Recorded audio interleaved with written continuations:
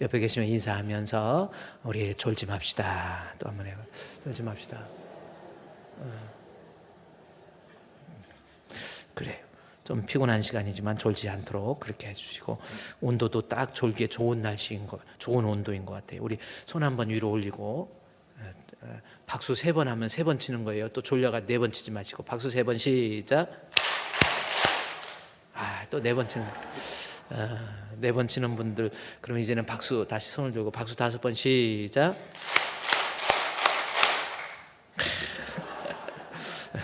예배 중간에도 한 번씩 졸리면 또 할 테니까 그렇게 하시고요.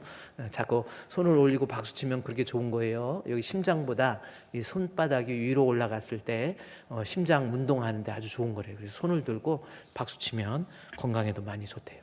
그렇다고 또 집에 가서 계속 손 들고 치면 조금 이상한 거 아닌가, 심장보다 저 치매에 문제 있는 것 같다, 그러니까 봐가면서 해주시기 바랍니다. 자, 창세기 9장 이제 또 우리 강해 설교 연말되고 또 연초가 돼가지고 창세기 강의를 하지 못했는데 창세기 강의를 계속해서 해 나가도록 하겠습니다. 강해 설교라고 하는 것은 그냥 순서대로 하는 것이 강해 설교가 아니고, 성경에서 그 성경의 저자가 말하고자 하는 그 신학적 의도를 정확히 파악하는 거예요. 그래야 성경에서 그 저자의 의도를 파악해서 거기에서 생긴 믿음, 그래서 강해 설교가 사실은 성도에게 반드시 필요한 내용이거든요. 그냥 오늘 본문에도 이 홍수 이후에 하나님께서 무지개 언약이라고 하는 거, 그냥 무지개 언약을 줬나 보다 이렇게 생각하는데, 이 무지개 언약이 과연 무엇을, 이 저자 이 모세가 무엇을 무지개 언약을 통해서 말하고자 하는 신학적 의도가 뭔지를 정확히 좀 파악을 해봐야 됩니다. 그럼 무지개 언약이 뭔지 좀 살펴보자는 거죠. 지난번에 제가 이 강해 설교를 해 나가면서 이 무지개 언약에 대해서 어느 정도 말씀을 드렸는데, 이제 무지개 언약을 진심으로 내가 인식하고 있다고 한다면 그것이 오늘날 신약 시대 우리의 삶에 어떤 것을 또 요구하게 되는지 좀 봐야 됩니다. 자, 창세기 9장은 창세기 8장에서 그야말로 홍수 사건이 일어났지요. 150일간 물이 창일해 가지고, 그리고 홍수가 걷어지고 난 다음에 온 세상에 노아의 식구들, 그리고 노아의 방주 안에 있는 짐승들 외에는 전부 다 시체예요. 그러니 이 죽음이라고 하는 것이 온 세계 지구 전체에 깔려 있는, 그야말로 얼마나 무섭고, 그래서 비가 오기만 해도 구름만 떠도 아마 이때 노아와 그 식구들은 비가 150일간 땅에 창일할 만큼 비가 오니까요, 나중에는 어떻게 했겠어요? 아마 하늘에 먹구름만 봐도 트라우마가 걸려가지고 아마 정신이 없었을 거예요. 그때 하나님께서 노아에게 주신 언약이 바로 오늘 무지개 언약입니다. 그래서 이 창세기 8장까지는요 홍수 사건이 나오고, 홍수 사건 위에 창세기 9장에 보면은 3가지를 우리에게 주시는 거예요. 그 3가지 내용이 뭐냐면 9장 1절부터 7절까지 하나의 내용이 있고, 그 다음에 9장 우리 8절부터 17절까지 또 하나의 내용이 있고, 그 다음에 9장 18절부터 29절까지 또 하나의 내용. 그래서 9장에는 홍수 이후에 노아와 그 가족들에게 주신 3가지의 내용입니다. 3가지 내용 중에 첫 번째 내용이 뭐냐면, 홍수 이후에 나와 있을 때 제2의 아담으로서 노아예요. 물론 제2의 아담 하면 예수 그리스도를 얘기하는데, 본문에서는 제2의, 세상의 인류가 다 멸망하고 난 다음에 노아와 그 가족들에게, 그래서 본문에 있는 9장 1절 말씀에 보면 하나님이 노아와 그 아들들에게 복을 주시며 그들에게 이르시되 생육하고 번성해서 땅에 충만하라 해서, 이 창세기의 1장에 나와 있는 하나님께서 인간을 만드시고 복을 주시며 이르시되 생육하고 번성하여 땅에 충만하라라고 하는 창세기 1장 28절 말씀을 9장 1절에서 그대로 반복을 하고 있어요. 그래서 아담 이후에 인류의 재창조다라고 하는 것을 이야기하고 있는 거예요. 그래서 아담 이후의 재창조, 그리고 노아의 모습을 통해서 하나님의 재창조가 시작된다라는 것을 통해서, 사실은 이 생육하고 번성해서 땅에 충만하라라고 하는 그 말씀을 통해서 예수 그리스도를 통한 재창조의 이야기를 창세기 9장에서 저자는 말하고 싶었던 거예요. 그러니까 저자의 의도, 어떤 본문에서 어떤 사건을 통해서 저자가 말하고 싶었던 의도는 뭐냐면 생육하고 번성해서 땅에 충만하라라고 하는 창세기 1장 28절의 말씀을 아담에게 줬던 말씀을 노아에게 주므로 제2의 아담 대신 예수 그리스도에 의한 인류의 재창조라고 하는 것으로 그렇게 우리에게 설명해 주고 있는 거예요. 자, 그것이 창세기 9장 1절부터 7절까지 말씀입니다. 그래서 물론 생육하고 번성하라는 것, 땅에 충만하라고 하는 것이 창세기 1장에 주었던 명령과 함께 창세기 9장 또 7절에 생육하고 번성해서 땅에 충만하라고 하는 것은 생육 번성을 이야기하는 것도 하는 거지만은 더 중요한 것이 뭐래요? 예수 그리스도로 인한 인류의 재창조 를 이야기하는, 그래서 9장에서부터 예수 그리스도가 등장하고 있다라는 것, 창조 홍수 이후에 예수 그리스도로 인한 인류의 재창조 사역입니다. 그것을 지금 노아가 말하고 싶었던 거예요. 그래서 생물학적으로 1장 9장 1절과 9장 7절의 생육과 번성을 얘기하면서 실제적으로 하나님께서 노아에게 주신 명령은 창세기 1장 28절에 나온 것처럼 생육하고 번성이에요. 똑같은 겁니다. 그런데 이 생육과 번성이 다른 짐승들에게도 똑같이 창세기에 보면 짐승들한테도 짐승을 지으시고 생육하고 번성, 인간을 지으시고 생육하고 번성의 차이가 있습니다. 똑같습니다. 그런데 차이가 있다고 한다면 짐승은 단순하게 생육과 번성을 명했기 때문에 지금도 우리 짐승들은 계속 생육하고 번성해요. 하나님의 창조 질서 속에서의 명령입니다. 사람이나 하나님 어떻게 보면 많이 애기 안 낳는 것도 하나님, 짐승들 같으면 보세요. 뭐 바퀴벌레 같은 경우는 막 새끼를 한번 그 알집 벌어지면 그 안에서 새끼가 수십 마리가 나와버려. 얘네들은 하나님 창조 명령에 그대로 지금 진행하고 있는 거예요. 그렇죠? 짐승들은 참 잘나요. 뭐 토끼들 같은 경우도 얼마나 번식력이 좋습니다. 근데 인간은요, 생육과 번성이 하나님의 명령이기 때문에 아이를 많이 낳는 것도 하나님의 명령인 것 맞습니다. 그런데 생육과 번성이 창세기에서 1장 28절에서 보세요. 그거는 여러분이 좀 생물학적으로 많이 번성해야 되는 것이 성경적인데 우리 한번 여기다 손을 껴놓으시고 창세기 1장 바로 가보세요. 1장 21절, 창세기 1장 21절, 예를 들어서 21절부터 보면 하나님이 큰 바다 짐승들과 물에서 번성하여 움직이는 모든 생물을 그 종류대로, 날개 있는 모든 새는 그 종류대로 창조하시니 하나님이 보시기에 좋았더라. 그러면서 22절에 하나님이 그들에게 복을 주시며 이르시되 생육하고 번성하여, 그랬죠? 생육하고 번성이라고 하는 하나님의 명령이 짐승들에게도 21절에 나와 있는 각 종류대로 짐승들에게 주신 하나님의 명령이지요. 생육하고, 그래서 종류대로 계속해서 생육하고 번성하는 겁니다. 이것이 하나님께서 짐승에게 주는데 인간에게도요 똑같이 인간을 28절 말씀에 1장 28절에 하나님이 그들에게 복을 주시며 하나님이 그들에게 이르시되, 이것은 인간입니다. 생육하고 번성하여 땅에 충만하라. 짐승이나 사람이나 똑같이 생물학적으로 생육과 번성하여서 땅에 충만하라고 하는 것이 하나님의 명령이에요. 그래서 짐승은 명령대로 생육하고 번성하고 있는데 인간에게 있어 생육과 번성은 또 다른 의미를 우리에게 부여해 주고 있다는 겁니다. 그래서 짐승에게는 없는 28절에 인간에게 생육과 번성을 얘기하면서 그 앞에 뭐라고 그러냐면 27절에 27절 한번 읽을까요? 시작. 하나님이 자기 형상 곧 하나님의 형상대로 사람을 창조하시되 남자와 여자를 창조하시고, 그 다음에 생육하고 번성이라는 거예요. 여기서 중요한 것은 하나님의 형상이라는 말이 있어요. 짐승들은 하나님의 형상이 없이 생육과 번성만 하면 되는데 인간에게 있어서 생육과 번성은 생물학적인 명령이 있지만 또 하나 중요한 것은 내가 자녀를 많이 낳고 이것도 하나님께서 주시는 대로 낳는 거, 이것이 성경적이지만 그저 생물학적으로 애만 낳는 것이 중요한 게 아니고 그 아이를 하나님의 형상을 지닌, 동물에게는 말하지 않았어요.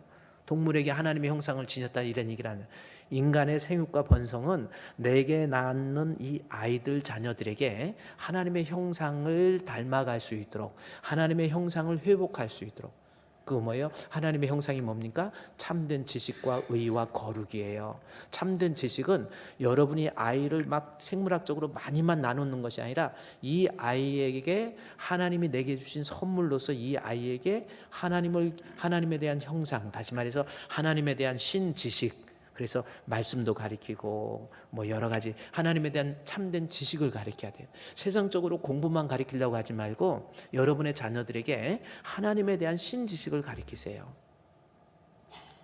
그리고 하나님에 대한 신지식을 가르칠 뿐만 아니라 아이들을 주일학교 교육에 우리 세례 받을 때, 유아 세례 할 때 아이들을 주일학교 교육에 배우는데 같이 집어넣어서 우리 전문 선생님들한테 아이들이 신앙 교육을 받을 수 있도록, 그래 하나님의 형상을 지닌 아이로 양육하라는 거예요. 생육과 양육입니다.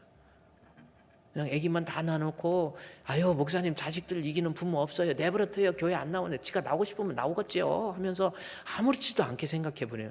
이거는 하나님 앞에 범죄예요.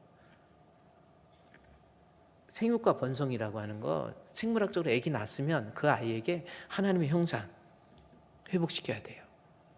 참된 지식과 의라고 하는 것은 참된 지식은 하나님에 대한 신지식입니다.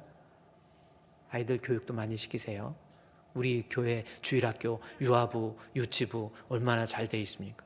우리 초등부, 유초등부도요. 지금 우리 최은찬 목사님이 또 얼마나 아이들 교육하는데, 최은찬 목사님 오신 지 이제 1개월, 2개월밖에 안 됐는데 벌써 아이들 주일학교 아이들 이름 다 외워요.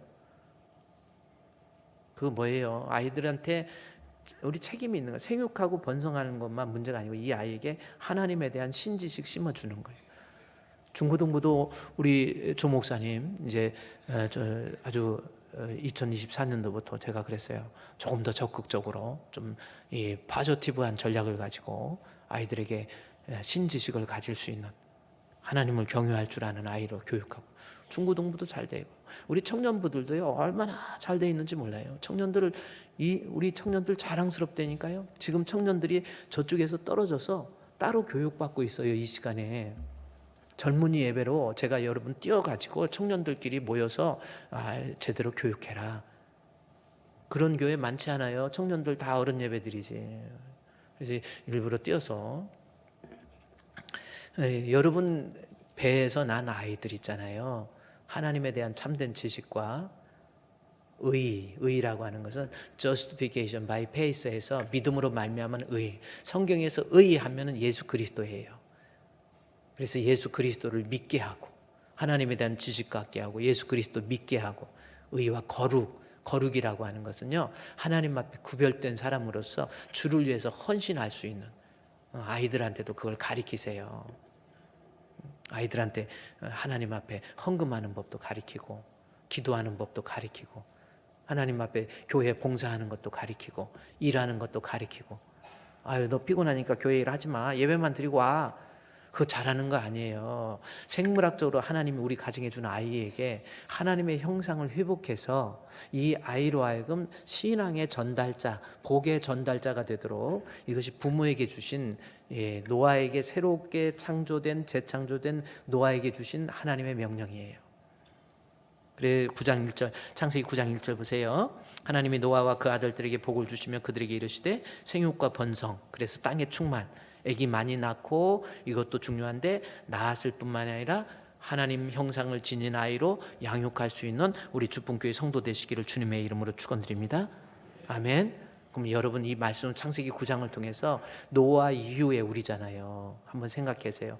내 새끼는 어떤지, 내 가정에서 난 아이가 과연 신앙으로 하나님 우습게 알고 지금 좋다고 교회 예배 드리는 건 생각지도 안 하고 그냥 놀러 다니고 친구들하고 놀고 다니면서 좋다고, 그러고 어떻게 부모로서 아무런 양심의 가책도 없고 그냥 내버려 두버리는 거예요.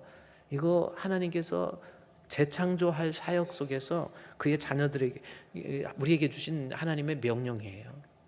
하나님의 형상을 지닌 아이로 양육하세요. 힘들어도 그게 여러분에게 좋은 것이고요, 그게 여러분의 자녀를 복되게 하는 거예요. 하나님 분명히 살아계신단 말이에요.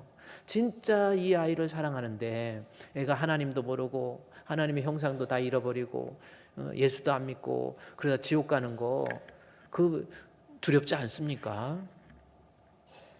오늘 이 9장을 공부하면서 생육과 번성하되 그다음에 땅에 충만하게 하는 것 중요하지만 우리 주품교회 성도의 자녀들은 정말 하나님 형상 지닌 모습 가지고 여러분의 자녀들이 그래요. 지난번에 청년부 이렇게 교육에 가서 청년들이 같이 모여서 예배드리고 찬양하고 이런 거 보니까 참 저 집 부모들은 참 복되겠다 이런 생각이 들더라고. 근데 어떤 교회 그런데 아예 안 와버려요. 그냥 겨우 예배 한번 주일날 드려버리고 그것도 다행으로 하세요 또 그런다고요. 이 부모로부터 이게 첫 번째 하나님께서 홍수 이후에 우리에게 주신 첫 번째 명령이에요. 생육과 번성. 그 대신 내 자녀를 하나님을 경외할 줄 아는 아이로 양육하라고 하는 것. 이것이 창세기 9장 1절에서 7절까지의 말씀입니다. 그 다음에 이제 창세기 9장 8절부터 하나님께서 보세요. 8장 1절부터 9장 8절부터 하나님이 노아와 그와 함께한 아들들에게 말씀하여 이르시되 내가 너와 언약을 세우는 거예요. 이제는 하나님의 명령 다음에 하나님과의 언약, 카버넌트라고 하는 거죠. 하나님과의 언약. 그 언약의 내용이 뭐냐면 10절 말씀에 그래서 내 언약을 너와 너 후손들과 그래서 언약을 이 노아와 그 후손들하고 세우면 됐지. 여기 10절에 너희와 함께한 모든 생물 곧 너희와 함께한 새와 가축과 땅의 모든 생물에게 세우리니 방주에서 나온 모든 것 곧 땅의 모든 짐승들에게니라. 짐승들하고도 언약을 하셨나? 그 뜻 아닙니다. 니느웨에 있는 요나로 하여금 니느웨 큰 성, 아수르의 성이죠, 수도죠. 거기 가서 복음을 전파하라고 하는 거.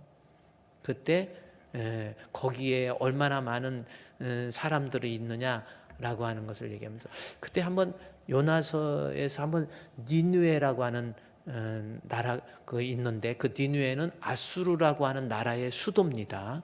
그러니까 아브라함 이 하란 땅에서부터 이 하란 땅은 바벨론 지역이에요.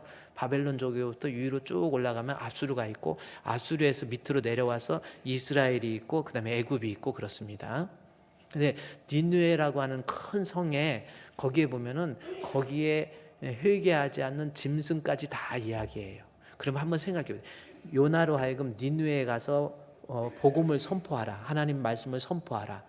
회개를 선포하라. 그러는데 요나의 그 니느웨에 있는 성에 있는 사람의 인구가 그때 당시 요나 때 얼마나 됐을까? 자, 여기다 손을 껴놓으시고 졸리니까 또 성경 봐요. 요나 목사님 졸린다는 얘기 하지 마세요. 졸린다는 말만 들어도 졸려요. 또 그러니 내가 어떻게 폭폭해서 어떻게 요나 미가 나움 하박국입니다. 호세아 요엘 아모스 오바다 요나 미가 나움 하박국이에요. 오바다 요나라고 하는 겁니다. 여로보암 왕 때 예언했던 그래서 BC 760년이란 말이에요. 니느웨라고 하는 그 요나가 활동했던 때가 그렇습니다. 721년도에 북쪽 이스라엘이 아수르에 의해서 멸망하잖아요. 그러니까 이때 요나서를 기록할 당시에는 여로보암 2세 때니까 이때는 약 760년이거든요. 그러니까 40년 후에 이 아수르가 바벨론에 의해서 멸망을 해요. 그리고 아수르에 의해서 이스라엘이 721년에 멸망해요. 그래 이제 지금은 아수르가 세계적인 강국, 패권국이 된 겁니다. 그래가지고 요나를 아수르로 가서 너 거기 가서 니느웨 여기 2장 1절 요나의 1장 2절에 너는 일어나서 저 큰 성읍 니느웨로 가서 그것을 향하여 외치라. 악독이 내 앞에 상달되었다. 그래가지고 여기 3절에 그러나 요나가 여호와의 얼굴을 피하라고 일어나서 어디로 가요? 다시스로 도망합니다. 그러니까 여러분 이스라엘의 지도를 보면은 지도가 이렇게 있어. 이쪽에 서쪽이 지중해고 이스라엘이 이렇게 돼 있습니다. 이래갖고 이쪽 북쪽으로 북동쪽으로 가면은 니느웨가 있는데 니느웨로 가서 그들에게 아수르로 하여금 회개해서 죽게 돌아오게 하라 그랬는데 요나 입장에서 보면 적국이거든요. 우리를 괴롭히는 나라인데 뭘 내가 왜 거기 가야 되냐고 그래가지고 니느웨로 가라니까 어디로 가냐면 1장 3절에 어디로 가요? 다시스로 가요. 다시스는 어딘 줄 아세요? 지중해를 건너서 지금의 스페인입니다. 다시스가 지금의 스페인이에요. 근데 스페인 엉뚱한 데로 가버리는 거예요. 그래서 다시스로 도망하려고 욥바로 내려와. 욥바가 어떤 목사님 성경에도 오자 나왔어요. 뭐 욥바를 잘못 썼죠. 그래요. 옵바가 아니고 욥바입니다. 욥바로 내려가 가지고 스페인 쪽으로 도망간 거예요. 그러다가 도망가려고 하다가 바다에서 풍랑 만나가지고 하나님이 불러가지고 너 큰 바람이 불게 해가지고 결국은 요나가 고기 뱃속에 들어가서 1장 17절 말씀에 보니까 요나가 밤낮 3일을 물고기 뱃속에 있게 돼버려요. 물고기 뱃속에 들어가는 겁니다. 거기에 보니까 그러면서 그 제가 지금 말씀드리는 것은 그 니느웨라고 하는 성이 이때 당시에 인구가 얼마나 됐을까라는 겁니다. 여기 마지막 요나서 4장 11절 보세요. 11절 한번 읽고 요나 이게 이제 몇 명이나 인구가 몇 명인지 이제 알아맞추는 거예요. 퀴즈입니다. 퀴즈를 잘 맞춰요. 퀴즈니까 이 정도는 맞. 내가 먼저 이거 퀴즈 내기 전에 몇 명 니느웨라고 하는 성의 인구가 얼마나 될까요? 하고는 걸 물어보기 전에 내가 퀴즈를 하나 낼게요. 흑인하고 백인하고 결혼을 했어요. 내가 새벽기도 때 얘기한 점 들은 사람 그때 또 잘난 체 하지 말고 모른 척하고 흑인하고 백인하고 결혼했어. 그러면 태어난 아가의 이빨은 무슨 색일까? 아가 이빨. 오늘 유춘묵 집사님 흑인하고 백인하고 결혼했어. 태어나는 아가의 이빨은 무슨 색이에요? 흰색? 흑인하고 백인하고 결혼했는데 태어난 아가의 이빨이 하얀색? 흰색 하니까 내가 흰색 하니까 놀래갖고 하얀색. 흰색이나 하얀색이나 똑같아. 흑인하고 백인하고 결혼해서 아가가 낳는데 이빨이 무슨 색이에요? 그래, 아가 이빨 없어. 무슨 하얀색. 아까 태어난 아가 이빨 색깔 물어봤잖아. 그래요. 그러면 또 하나 내가 또 질문해. 이제 졸리니까 또 하나 질문할게요. 1년이면 몇 달입니까? 12달이 있어. 1월, 2월, 3월, 4월, 5월, 11월, 12월 12달이 있어. 12달 중에서 28일 있는 달은 또 이제 유춘묵 집사님들 28일 있는 달. 유춘묵 집사. 예? 예. 1년에 12달이 있는데 28일이 있는 달은 또 2월달 그래. 2월달이죠. 매달 다 28일은 다 있어. 12달 다 있지. 언제 28일이 2월달만 있어? 내가 그랬잖아요. 12달 중에서 28일 있는 달은 했더니 또 2월 또 막 그러면서 또 28일은 다 12달 다 있어요. 또 하나 할까? 참 그렇습니다. 올챙이는 이제 경칩 얼마 되면 경칩이잖아요. 우리 올챙이는 찬물에 알을 낳을까요? 뜨거운 물에 알을 낳을까? 따뜻한 물에. 조용히 하고 좀 잘난 척. 우리 이상구 장로님 올챙이가 있어. 올챙이는 찬물에 알을 낳아요? 따뜻한 물에 알을 낳아요? 네? 올챙이는 알을 안 낳아요. 개구리가 알 낳지. 그러면 이제 또 니느웨에 이때 요나가 활동할 당시에 니느웨는 인구가 몇 명이나 됐을까? 저 지도까지 또 오늘 방송국에 딱 찍어줬어요. 여기 예루살렘이잖아요. 제가 그랬잖아요. 요나로 하여금 예루살렘에서 큰 성, 그러니까 760년인데 이 아수르라고 하는 나라의 수도가 니느웨입니다. 아수르의 제국의 수도 요나 당시에 아수르 니느웨예요. 근데 이 아수르가 바벨론에 의해서 나중에 멸망을 하는 거죠. 근데 어쨌든 아수르에 의해서 이게 지금 760년이고 720년 때 예루살렘을 멸망시켜요. 그러니까 북쪽 이스라엘을 멸망시켜 버렸어. 아수르가. 그리고 721년에 멸망시켰다가 나중에 아수르의 제국이 BC 607년도에 바벨론에 의해서 아수르가 멸망해 버려요. 그리고 이제는 북쪽 이스라엘은 아수르에 의해서 멸망했지만은 바벨론에 의해서 남쪽 유다는 바벨론에 의해서 BC 605년도 1차 침공, 그리고 585년도에 남쪽 유다가 멸망을 하게 되죠. 네, 이렇게 됐어요. 근데 BC 760년, 그러니까 북쪽 이스라엘이 멸망하기 전에 요나 선지자에게 하나님께서 너 아수르로 가서 니느웨에 가서 회개를 선포하라. 그러니까 항상 이때 아수르가 얼마나 이스라엘을 괴롭혔어요. 저 패역한 나라를 위해서 내가 왜 갑니까? 안 갑니까? 안 가요. 그래가지고 이쪽으로 가랬더니 배를 타고 여기 다시스, 그러니까 스페인이라고 그랬죠. 아까 제가 스페인이라고 했죠. 스페인으로 가다가 여기 배에서 풍랑 만난 거예요. 여기까지는 쭉 좋다고 오다가 여기서 풍랑 만난 거예요. 시칠리아 섬 밑에서 풍랑을 만나가지고 막 큰 고래인지 아니 큰 물고기가 와서 삼켜버려가지고 3일 밤낮을 물고기 뱃속에 요나가 그랬습니다. 어떻게 소아액이 나왔을 텐데 어떻게 살아있는지 그것도 궁금해요.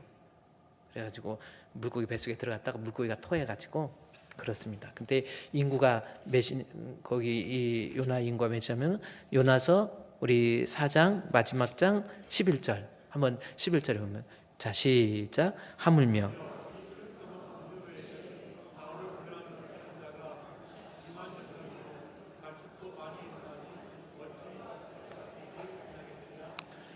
자 올챙이는 찬물에 나요 따스는 물에 나요 그거 이제 퀴즈 했는데 이때 당시에 요나 당시에 BC 760년입니다. 한번 시기적으로 생각 BC 760년 이때 당시에 니느웨 성에 있는 인구의 숫자는 몇 명이에요? 네? 아니 여기 11절 나와요. 인구가 몇 명이에요? 이거 하지 마시고 네? 몇 명? 12만 명. 근데 이게 12만 명이면 별로 안 되거든요. 우리 광명시 인구가 30만 정도 됩니다. 이제 좀 이사 때문에 건설하는 것 때문에 좀 떨어져 33만까지 올라갔다 좀 떨어져 가지고 나중에 건축이 다 끝난다면 38만까지 올라간다 해가지고 원래 국회의원 하나 줄이려고 그러다가 앞으로 늘어날 거니까 그거 안 줄였어요. 근데 뭐 30몇 만인데 아니 니누에라고 하는 그 제국인데 10만밖에 안 돼? 좀 그러네요. 몇 명일까? 인구가 여기 본문의 말씀에 좌우를 분별하지 못하는 자가 12만 정도잖아요. 12만. 그러면 이게 12만 명이 좌우를 분별하지 못하는 자만 12만이라고 돼 있잖아요. 그럼 이게 좌우를 분별하지 못하는 애가 뭐예요? 누구를 얘기하는 거예요? 1번 정신 나간 사람, 2번 뭐예요? 좌우를 분별하는 사람이 뭐예요? 여러분이 이 히브리어에 보면은 좌우를 분별하지 못한다라고 하는 것은 어린아이를 표현하는 단어예요. 어린아이. 그래서 보통 14세 이하를 좌우를 분별하지 못하는 사람이라고 이야기를 해요. 따라서 이때 어린아이 14세 이하가 12만이기 때문에 어른까지 인구를 하면은 약 110만 정도 될 것이다. 이렇게 학자들이 추측을 하는 겁니다. 그러니까 인구가 110만 명이면요, 우리 수원시 인구 옛날 때 인구 110만이면 엄청 큰 겁니다. 아수르라는 제국이 아실리아라고 세계사에서 나와 있죠. 110만, 100만 명만 돼도 엄청나잖아요. 그러니까 엄청 큰 도시예요. 거기를 이제 본문의 말씀에 보면은 그들에게 복음을 전파하라, 이야기를 하라. 좌우에 분별하지 못하는 자가 있는데 거기서 좌우에를 분별하지 못하는 자만 12만 명이요. 거기에다 굳이 가축들도 많이 있나니 이 가축 동물이 왜 여기에 동원됐냐는 거지요. 이것은 어떤 의미냐면은 이 수사적 표현인데, 수사적 언어적 유희라고 말할 수 있는 수사적 표현인데, 인구가 100만이나 넘는데 그 인구의 그 사람의 생명의 소중함을 극적으로 어떤 강조하기 위한 어법으로서 짐승만 해도 얼마냐. 그래서 짐승이 들어간 거예요. 여기 가축도 들어간 것은 가축의 저기가 아니라 가축의 생명도 얼마나 귀한데 살아있는 사람의 목숨이 100만이다. 120만이다. 요나야, 이 목숨 귀한 거 왜 모르니? 이 말을 역설적으로 수사적 기법을 동원해서 표현한 내용이 좌우를 분별하지 못하는 사람이 12만 명이요. 가축도, 그래서 가축이 들어간 거예요. 자, 조금 복잡한 것 같지만 창세기 다시 가보세요. 하나님께서 언약을 하시는데, 자 보세요. 창세기 9장 우리 9절 말씀에, 창세기 9장 9절이에요. 하나님께서 노아와 언약을 하는데 너와 너의 후손과 언약하면 됐지. 10절에 너와 함께한 모든 생물, 새, 가축, 땅의 모든 생물, 방주에서 나온 것 모든 짐승에게 언약을 했다. 이 말씀이 나온 거예요. 이것은 무슨 뜻이에요? 하나님께서 주시는 언약의 중요성을 강조하기 위한 수사적 기법이에요. 그러니까 지금 하나님께서 노아에게 세운 언약, 이것이 너와 내가 언약을 세운다라는 것은, 다시 말해서 그래서 언약이라고 하는 것이 카버넌트라고 그랬지요. 이 카버넌트라고 하는, 하나님과의 인간의 언약을 카버넌트라고 그러고, 인간끼리 언약하는 것을 프로미스라고, 약속이라고 그래요. 그래서 인간과 인간의 약속은, 프로미스는 변화될 수 있고 또 취소도 될 수 있잖아요. 우리 식당에다 약속해놓고 취소해버리는 경우도 많이 있잖아요. 그래서 하도 노쇼 취소하니까 이제는 이제 전화번호가 딱 찍혀갖고 네 약속해놓고 안 오면 벌금 물어 하는 느낌을 주니까, 옛날같이 전화번호 없을 때는 약속해놓고 난 못 가요. 그러니까 이제 좀 욕먹기 싫으니까, 코로나 때는 아우 가려고 했는데요, 코로나 안 걸렸으면서도 코로나 걸려서 못 가요. 그러면 또 꼼짝 못했잖아. 근데 인간의 약속은 그렇게 변경되고 취소, 이런저런 이유. 그러나 하나님께서 노아와 약속한 거 변경 안 한다라는 거죠. 그 변경 안 하는 이 프로미스가 아닌 카버넌트라고 하는 것을 강조하면서 뭐라고 그래요? 반드시 너와 언약을 맺은 이 언약은 변경되거나 취소되지 않을 것을 하나님께서 먼저 노아와 언약에 앞서서 말씀하시는 내용이에요. 그래서 여러분이 성경을 읽으면서 구절에서 언약을 이야기하고 왜 짐승까지 나왔을까, 이걸 보고 다른 의미로 해석하지 말고 노아의 언약을 강조하기 위한 수사적 기법, 그만큼 언약의 확실성을 이야기하는 내용이다라는 겁니다. 그러면 그 언약의 내용이 뭐예요? 11절 말씀에 한번 볼까요? 11절 같이 읽겠습니다. 시작. 내가 너희와 언약을 세우리니 다시는 모든 생물을 홍수로 멸하지 아니할 것이라. 땅을 멸할 홍수가 다시 있지 않. 그러니까 하나님께서 인간에게 약속하신 약속이 뭐냐면, 다시는 홍수로 멸하지 않을 것이다. 이 약속을 한 거예요. 홍수 이후에 다시는 홍수로 멸하지 않을 것이다 라고 하는 것을 우리에게 이야기해 주는 내용입니다. 그러면서 다시 12절에 강조하죠. 하나님이 이르시되 내가 너희와 및 너희와 함께하는 모든 생물 사이에, 여기서 생물 또 나오는 것도 그 언약이야말로 영원히, 그리고 변경되거나 어떤 대치되거나 취소되지 않을 것을 언약에 대해서 이야기하는 거예요. 그리고 그 언약의 표징이 13절입니다. 뭐예요? 내가 이 언약을 하는데 뭔가가 증거가 있어야, 뭐 표징, 사인이 있어야 될 거 아니에요. 그래서 그 사인으로서 무지개를 구름 속에 두었나니 이것이 나와 세상 사이의 언약의 증거, 표징, 사인이라는 겁니다.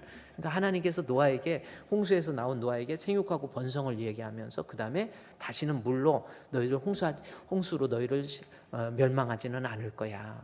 그리고 내가 그 증거로서 구름 사이에 무지개를 두었고, 그 무지개가 이 약속의 표징이라는 거예요. 다시는 물로 멸하지 않을 것을 약속하는 표징이 바로 무지개라고 하는 겁니다. 그러면 하나님께서 왜 물로 다시는 너희를 홍수로서 멸하지 않을 것을 왜 약속했냐는 거예요. 이것도 왜 하나님께서, 그러니까 노아 입장에서 아까도 얘기했지, 세상에 나와보니까 전부 시체들이야. 다 죽었어. 이제는 구름만 있어도 트라우마 걸려가지고 또 이거 홍수인가 막 두려워하는 노아에게 내가 너희는 다시는 홍수로 멸하지 않을 거라라고 하는 것을 말씀하시잖아요. 그런데 홍수로 멸하지 않을 거라고 하는 것을 이야기하면서 그 전에 하나님께서 하신 말씀이 있어요. 왜 홍수로 멸하지 않을 것을 얘기하셨는지, 그리고 그 홍수로 멸하는 것 대신에 하나의 사인을 주셨는데, 이 사인은 뭔지를 알으려면, 자, 먼저 9장 11절 말씀을 다시 보세요. 내가 너희와 언약을 세우리니 다시는 모든 생물을 홍수로 멸하지 아니할 것이라. 땅을 멸할 홍수가 다시 있지 않겠다 이야기를 하는데, 이 홍수로 멸하지 않을 이유에 대해서 8장 21절에 이미 이야기를 했어요. 8장 20절부터 보면은, 창세기 8장 20절에 노아가 여호와께 제단을, 이제 홍수에서 나와서 하나님께 제단을 쌓고 정결한 짐승과 모든 정결한 새 중에서 제물을 취해서 번제로 제단에 드렸어요. 그러니까 나오자마자 하나님 앞에 제사를 드린 거예요. 제사를 드리니까 21절에 여호와께서 그 향기를 받으시고, 하나님 앞에 향기나는 제사라는 게 이겁니다. 여러분도 하나님 앞에 드려지는 예배가 하나님이 받으시는 향기나는 제사가 되어야 돼요. 우리 앞으로 주일날 예배 드릴 때도요, 항상 정말 마음가짐, 뜻, 정성, 그래서 참 마음과 온전한 믿음으로 하나님께 나와서 하나님이 받으실 만한 향기로운 제사를 지내세요. 찬송을 할 때도, 회중 찬송을 할 때도 정말 뜨겁게 찬송 부르시고요. 노아가 제단에 홍수에서 나와서 얼마나 감격적이겠습니까? 그래서 먼저 하나님 앞에 향기로운 그 제사를 드렸다라는 거예요. 그러면서 21절에 아주 중요한 내용을 얘기해요. 향기를 받으시고 그 중심에 이르시되, 여기서 중심이라고 하는 것은 심장을 가지고 이야기한다. 하나님의 심장을 은유적 표현하는데, 내가 너에게 정말 할 말이 있어. 그게 뭐예요? 제사를 받으시고 하나님 하신 말씀이, 내가 다시는 사람으로 말미암아 땅을 저주하지 아니하리니, 이 말씀을 하는. 그러니까 홍수를 인한 저주, 홍수로 인해서 심판하지 않겠다, 하나님이 말씀하세요. 제사 받으시고 너희들 이제는 다시는 홍수로 너희를 저주하지 않을 거야, 멸하지 않을 거야, 이야기를 합니다. 그러니 노아 입장에서는 얼마나 고마웠겠어요. 홍수로 심판하지 않는다. 그런데 그 다음에 이상한 말을 하세요. 어떤 내용인가 봤더니, 홍수로 멸하지 않는, 즉 너희를 다시는 사람으로 말미암아 땅을 저주하지 아니하느니, 이유가 뭐예요? 땅을 홍수로 멸했더니 이유는 뭐예요? 이는 사람의 마음에 계획하는 바가 어려서부터 악함이니라. 내가 전에 행한 것 같이 모든 생물을 다시는 멸하지 않는다. 이 말씀에 앞뒤가 안 맞아. 너희를 다시는 내가 홍수로 멸망시키지 않을 거야. 이는 너희들이 홍수로 멸망하고 난 다음에 보니까 그런 대로 불쌍하기도 하고, 그런데도 이렇게 착하니까 나 이제 홍수를 안 할 거야, 이렇게 나와야 이게 정상인데, 전혀 다른, 맞지 않는 말이잖아요. 홍수를 멸하지 않을 거야. 왜? 이유는 너희들이 어려서부터 악한 거야. 이야기를, 어려서라고 하는 것은 히브리의 단어에 태생적으로 악하다라는, 죄의 본성이라고 하는 것, 죄의 편향성. 그러니까 말이 안 맞는 거예요. 내가 다시는 너희를 홍수로 멸하지 않을 거야. 죄 때문에 멸망했는데 다시는 홍수로 멸하지 않을 거야. 이유는 내가 원래 본성적으로 사람의 마음이 계획하는 바가 어려서부터 악하니까 나 홍수로 멸 안 할 거야. 말이 안 맞지. 무슨 말인지 알아요? 아니, 홍수로 멸망 안 할 거야. 그러면 너희들이 이제는 이번에 다 해보니까 진짜 사람 변한 것 같아, 이제는 안 할게. 이게 아니고 홍수로 변하지 않을 거야. 이유는 너희들이 악하기 때문에 그래. 이렇게 나온 거예요. 말이 안 맞아요. 이게 무슨 뜻이냐는 거예요. 거기에서 아주 중요한, 그래서 이 9장 11절 말씀에 내가 너희와 언약을 세우는데 모든 생물을 홍수로 9장 11절에 멸하지 아니할 것이라. 땅을 멸할 홍수가 다시 있지 않겠다. 이유는 너희들이 어려서부터 계획하는 바가, 생각하는, 계획은 생각하는 것부터 악하고 이런 죄악의 본성에 있기 때문에 내가 홍수로 멸하지 않는다, 이 뜻이 되는 거예요. 그러면서 그러니까 이 태생적으로 죄의 문제, 그러니까 하나님께서 홍수 심판 이후에 이 백성들에게 말하는 건 뭐예요? 너희들이 홍수로 멸을 할 만큼 재앙이 있어도 니들 본성이 바뀌지 않더라, 이겁니다. 죄의 문제가 해결되지 않더라. 그러면서 그 다음에 노아가요, 9장 18절부터 보면 노아와 아들들 있는데, 노아가 홍수에서 나와가지고 20절 말씀에, 9장 20절부터 노아가 세 아들부터 사람들이 온 땅에 퍼지니라. 노아가 농사를 시작해서 포도나무를 심었는데 포도주를 마시고 취해서 그 장막 안에서 벌거벗었다, 이 말씀이 나옵니다. 그러니까요, 홍수 중에서 구원받았던 노아마저도, 그 자녀들 셋마저도, 심지어 어떻게 노아마저도 술에 취했다라고 하는 이 말은 성경적으로 술 취했다라는 그런 의미는 방탕의 의미입니다. 술 취하지 말라, 이는 방탕한 것이니, 즉 하나님 앞에 그렇게 홍수라고 하는 무서운 재앙을 받았는데도 노아의 그 본질적인 죄의 본능이 없어지지 않더라 라는 것을 이야기해 주고 있는 거예요. 이 말은 결국은 창세기 9장을 통해서 다시는 홍수로 멸하지 않는다라는 것을 통해서 인간의 죄의 문제는 어떤 이런저런 방법으로 되지 않더라라는 거죠. 어떤 방법으로도 해결하라. 그래서 이제는 홍수 같은 방법으로 아니라, 그래도 하나님께서 자비와 긍휼이 많으신 하나님께서 죄악 중에서 물들어져 있는, 헤어나올 수 없는 이 죄인들을 구원해 주시겠다라고 하는 사인이 뭐냐면 무지개 언약인 거예요. 내가 다른 방법으로 너희들 죄의 문제가 해결되지 않더라. 이제는 다른 방법을 쓰겠다 해서 그 언약의 내용이 뭐냐면 11절에 홍수로 멸하지 않겠다. 그리고 12절에 내가 너와 및 함께 모든 생물사에 대대로 세우는 언약의 증거는 이거니. 그러면서 언약의 증거의 내용을 내가 내게 뭐예요? 내 무지개를 구름 속에 두었나니 이것이 너희와 나의 사이의 언약의 증거니라 해서 홍수로 어떤 징계로 무슨 어떤 방법으로 인간의 죄의 문제가 해결이 안 되더라는, 본성이 바뀌지 않더라는 거예요. 이제는 다른 방법을 통해서 너희들에게 있어서 죄의 문제의 해결입니다. 그 다른 방법이 뭐냐면 무지개라고 하는 증거를 보여주신 거예요. 그러면 여기에서 우리가 과연 무지개가, 모세가 말하고 싶었던 무지개 언약을 통해서 무지개가 뭘 가리키는지 그것만 알면 이제는 우리를 죄악 가운데 있는 우리 인간들을 홍수 이후에 구원할 수 있는 죄의 문제를 해결할 수 있는 방법을 우리가 알 수 있는 거예요. 그래서 여기서 보니까 그럼 무지개가 뭔지라고 하는 겁니다. 무지개 그런 거예요. 무지개 이거 동성애들이 갖다 써서 그렇지 이게 진짜 좋은 거거든요. 하나님이 죄의 문제를 해결할 수 있는 전혀 다르고 획기적이고 혁명적인 방법, 무지개입니다. 그것이 너희를 이제는 죄의 문제로 인해서 해결할 수 있는, 죄의 문제 해결해서 구원해 줄 수 있는 사인이 무지개예요. 그러면 무지개가 뭐냐는 거죠. 무지개가 히브리어에 보면 퀘쉐트라고 하는 단어를 썼어요.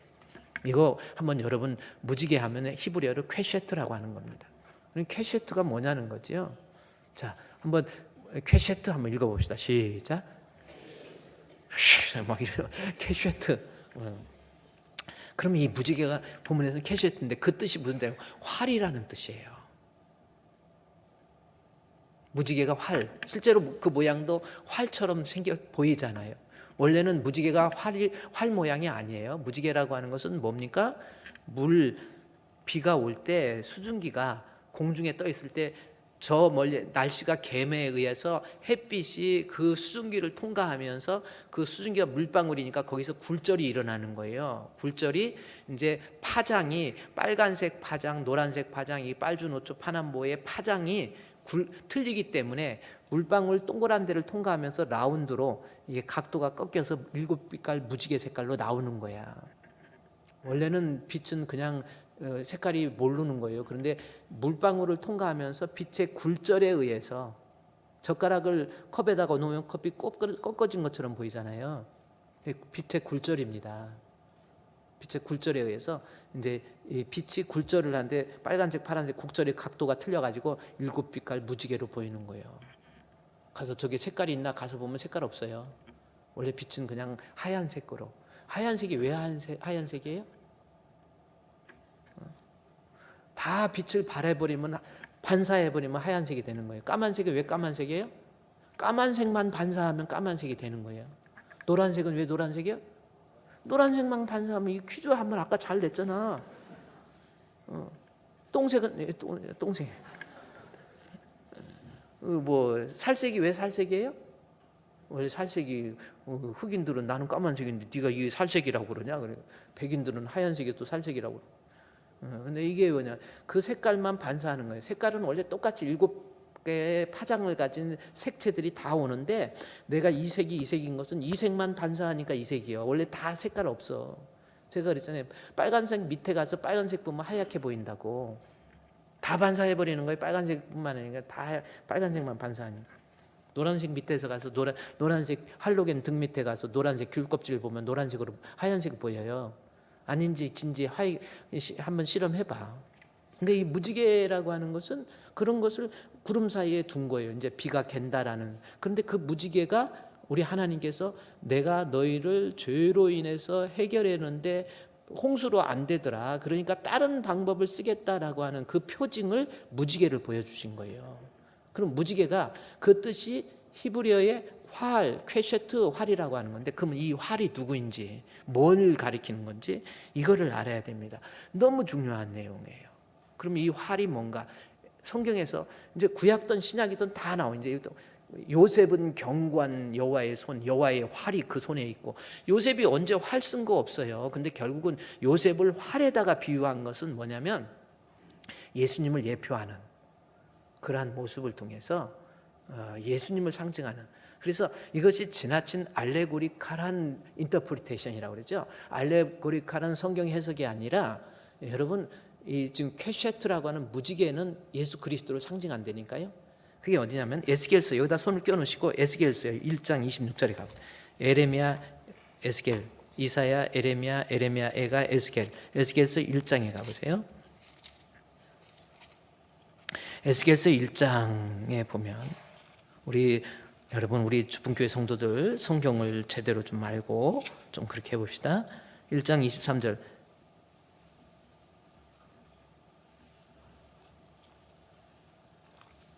잠깐만요.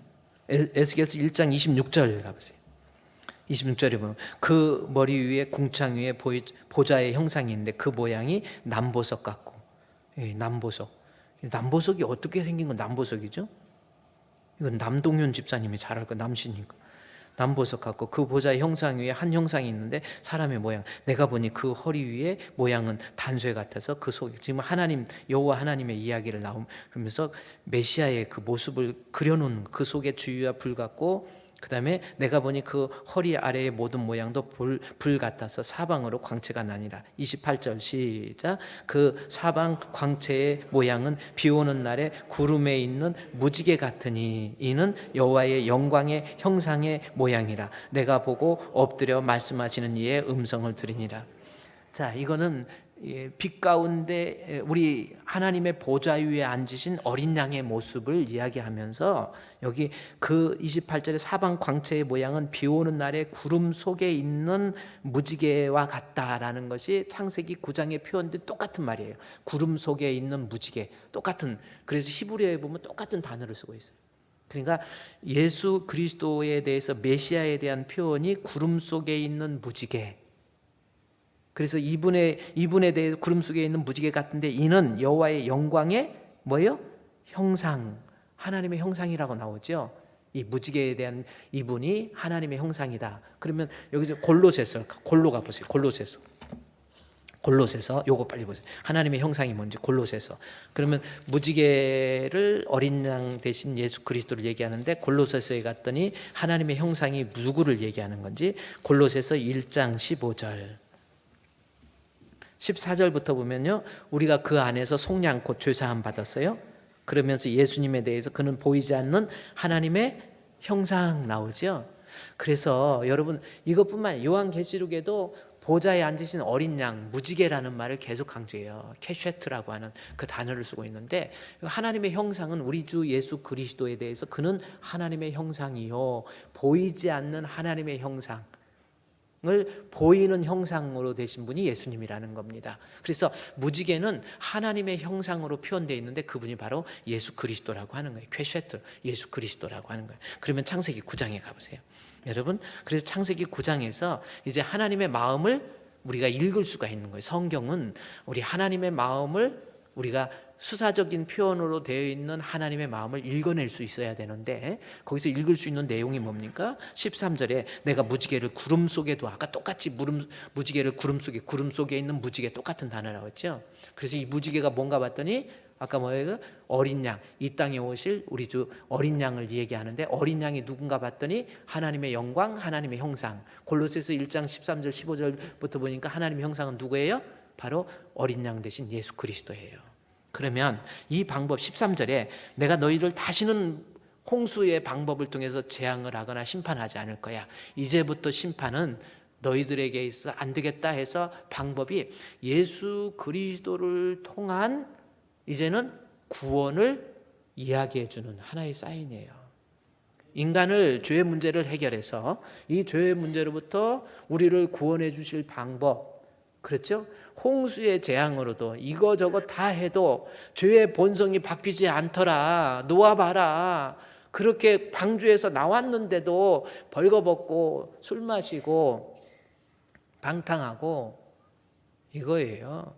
그러니까 하나님께서 자비와 긍휼에 많으신 하나님께서 인간을 구원하기 위한 새로운 방법으로서 하나의 사인을 보여주시는데, 그 사인이 바로 무지개라고 하는 것을 통해서 하나님의 형상 되신 예수 그리스도예요. 이제 인간을 구원할 수 있는 방법은 하나님의 형상 되신 예수 그리스도의 죽음을 통해서 우리를 구원해 주실 것이다 라고 하는 것을 창세기를 통해서 구원의 서정이 지금부터 시작되고 있는 거예요. 그래서 노아 이후에 인간들을 구원하는 데 있어서 드디어 구원에, 그래서 성경은요, 창세기는 하나님께서 뭘 만들었다, 세상을 이렇게 만들었다, 그게 중요한 게 아니에요. 죄로 인해서 죽을 수밖에 없는 인간, 홍수고 뭐고 다 동원해도 안 돼. 이것을 해결할 수 있는 방법은 무지개의 사인을 가지고 이 땅에 오실 어린 양 되신 예수 그리스도의 죽음을 통해서 인간의 죄의 문제를 해결해서 죄로 인해서 허덕이는 이 인간의 문제를 우리 주님께서 예수 그리스도를 통해서 구원해 주실 것이다 라고 하는 구원의 서막을 알리는 하나의 종소리예요. 그래서 무지개를 보면서 우리 이제는 구원의 방법이 우리 주 예수 그리스도, 이 죄 문제를 해결할 수 있는 것은 어떤 방법이 아니에요. 이제는 나의 죄를 씻기는 예수의 피밖에 없네. 다시 성케하기도 예수의 피밖에 없네. 예수 믿으세요. 이거밖에 방법이 없는 거예요. 이것이 무지개 언약의 핵심입니다. 예수 믿으세요. 죄의 문제 해결 안 받고 살 수 있는 방법은 예수 믿는 방법밖에 없어요. 우리 주분교회 성도들 그냥 교회만 다니지 말고 예수님이 나의 생명, 예수님이 나의 구주, 이거 믿으세요. 예수 믿으세요. 계속해서 강조하는 이거예요. 예수 믿으세요. 예수 믿으세요. 예수 믿으세요. 예수 믿으세요. 내용도 간단해. 그냥 예수 믿으라고 계속 하는 거예요. 이 곡만 바뀌었지 다 똑같아. 예수 믿으세요. 노래 외우는 건 얼마나 쉬워. 그냥 예수 믿으라는데. 알았어요. 이제 이걸로 끝날게요. 이게 무지개 사인. 여러분 좀 어려운 말이지만 이게 정말 무지개 사인 중요한 거예요. 이제부터 구원이 시작되는 거예요. 여기서부터 계약신학과 그리스도라는 책에서 이제부터 하나님의 구원, 노아 이후의 구원이 이제부터 예수 그리스도로 말미암아 구원이 시작되고 있고, 이제부터 예수 그리스도에게 계속해서, 그리고 계약신학과 그리스도에서 신약에서 예수 그리스도를 통한 우리의 구원의 풀필먼트라고 하는 완성을 얘기하는 거예요. 성경은 이 맥을 가지고 흘러가고 있다는 거죠. 그리고 이제 다음 주에서도요, 결국 노아가 술 먹고 방탕하고, 그러니까 벌거벗어요. 왜 얘는 얘가 아니고 노아는 왜 벌거벗었는지 모르겠어. 근데 벌거벗은 것을 보고 자식이 가서 이렇게 덮어주고, 또 함은 아버지가 저러고 있어, 이런 느낌인데, 이것을 통해서 지금 9장에서 노아가 모세가 말하고 싶은 내용이 뭐예요? 아버지 벌거벗었다, 이거 말하는 건가요? 거기에서도 죄로 인해서 어쩔 수 없이 멸망할 수 있는 인간인데, 이 인간을 구원하기 위한 셈의 자손을 통해, 셈의 장막에 함이 거하게 되고 가나안은 저주를 받고, 그걸 통해서 결국 예수 그리스도를 통해서만이 셈의 후손, 예수님이 셈의 후손이잖아요. 그래서 구원의 무지개 언약을 통해서 사인을 주시고, 그 다음에 이제는 우리의 구세주 되신 예수 그리스도가 이 죄로 인해서 노아와 같은 이 죄인들을 구원하기 위해서 셈의 후손으로서의 다윗의 자손 예수 그리스도의 출현을 이야기하는 내용이 노아가 벌거벗은 사건이에요. 다음 주에 이제 이 벌거벗음도 뭐 술 먹고 옷 벗었다 이 뜻이 아니다. 부부관계예요. 그리고 함이 어머니를 범한 거예요. 성적으로. 그 19금일에서 제가 얘기를 잘 안 한 거지, 그 아버지 벌거벗은 거 보고 옷 덮어주고, 그런 단순한 의미가 아니에요. 인간의 죄가 어디까지 흘러가는지, 얼마나 극악적으로 흘러가고 있는지, 자기 어머니를 성적으로 범해버리잖아요. 이게 인간의 죄가 이렇게 무섭다라는 걸 얘기하면서, 그러면서 이 노아를 구원할 수 있는 유일한 길은 셈의 후손을 통해서 이 땅에 오실 예수 그리스도, 예수 그리스도를 믿는 믿음으로 말미암아 구원을 얻을 것이다. 이게 창세기 9장의 전체적인 강해입니다. 예수 믿으세요.